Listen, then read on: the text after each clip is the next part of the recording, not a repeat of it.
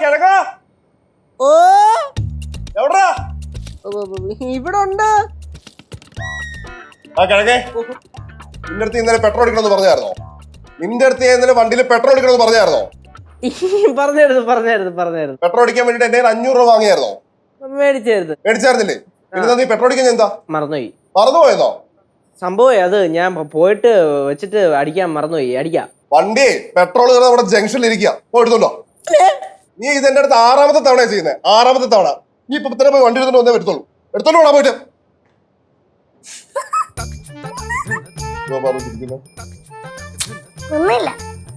വണ്ടി എടുത്തോണ്ട് എന്റെ സ്വഭാവം മാറും. പോയി വണ്ടി എടുത്തോണ്ടോ.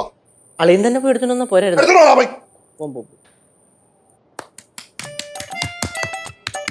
സൂപ്പർ അളിയാ, സൂപ്പർ.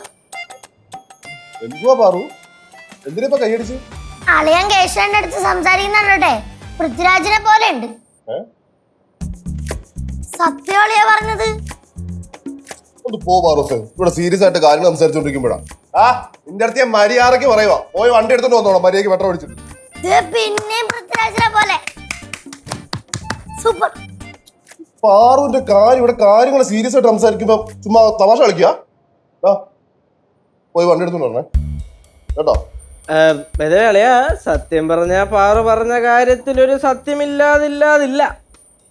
എന്ത് അല്ല, അളിയന്റെ ചില സമയത്തുള്ള ഈ മാനറിസങ്ങളും സൗണ്ടും എല്ലാം കൂടെ വെച്ച് കണക്ട് ചെയ്യുമ്പോ കറക്റ്റ് പൃഥ്വിരാജാണ്. ഞാൻ പിന്നെ ഇത് അളിയന്റെ അടുത്ത് പറയണം എന്ന് വിചാരിക്കും, പിന്നെ അങ്ങ് വിട്ടു. അളിയാ, കറക്റ്റ് പറഞ്ഞാലേ, ഞാൻ ഈ ബാത്റൂമിലൊക്കെ ഇരിക്കുന്ന സമയത്തെ അളിയൻ ടക്കനെ കേശുവേ എന്ന് വിളിക്കൂല ചില സമയം.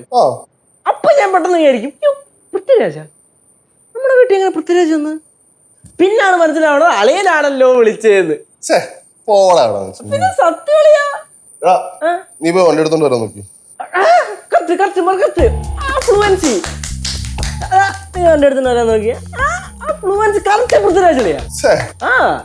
എന്താണ് നീ പോയി വണ്ടി എടുത്തോണ്ട് നോക്ക്. അളിയന്റെ അടുത്ത് ഇതാരും പറഞ്ഞിട്ടില്ല ഇതിനു മുമ്പേ. എടാ, പോയി വണ്ടി എടുത്തോണ്ട് വരാൻ നോക്കടാ. കണ്ടാ ആ സാധനം കണ്ടാ പറ ഇത്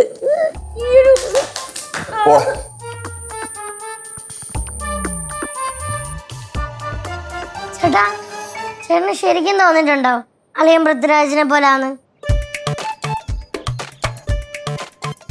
പിന്നെ മക്കളെ, എനിക്ക് തോന്നിയിട്ടുണ്ടല്ലോ.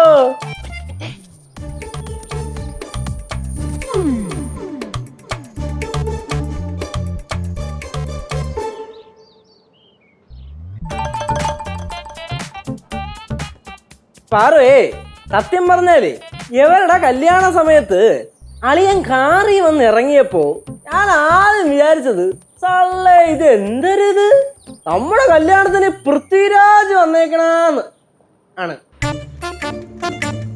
എന്റെ അടുത്ത് എത്ര പേര് ചോദിച്ചിട്ടുണ്ടോന്ന് അറിയൂ, എന്ത് നിന്റെ അളിയൻ പൃഥ്വിരാജ് ആണോടാന്ന്. ഞാൻ പിന്നെ ചിലയിടത്തൊക്കെ ഓന്നങ്ങ് പറയും. എന്നാ പിന്നെ സിദ്ധാർത്ഥ സിനിമയിൽ അഭിനയിച്ചൂടെ? ഇനി അതങ്ങനെ ശരിയാവും.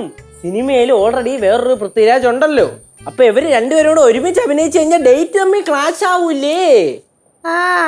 അല്ലെങ്കിൽ അളിയനായനെ മെയിന്.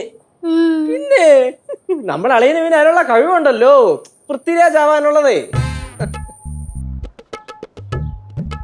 സൂര്യമുഖം ഇനിയൊരു പുതിയ മുഖം, പുതിയ മുഖം. ഒന്നുമില്ല.